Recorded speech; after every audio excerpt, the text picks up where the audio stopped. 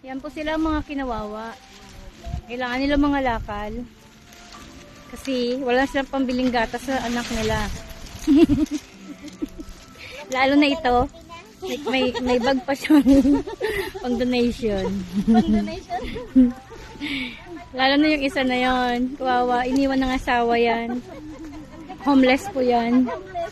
Homeless po yan. Wala po yung bahay. Donate na po kayo. Mag-donate na kayo dito. Eh, ano nyo lang sa number?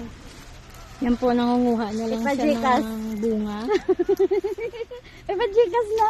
Yan siya. Kawawa naman siya. Iniwan siya ng pamilya niya. Kumukuha na lang ng suso yan.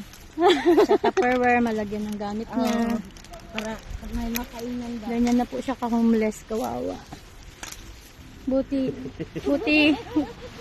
May tumutulong sa kanya. Ito po yung tumutulong sa kanya kay kuya. Ito talaga si kuya, kawawa yan. Sabon pa si kuya. Kailangan natin tulungan yan si kuya. Salamat sa pagtulong kay kuya. Charot.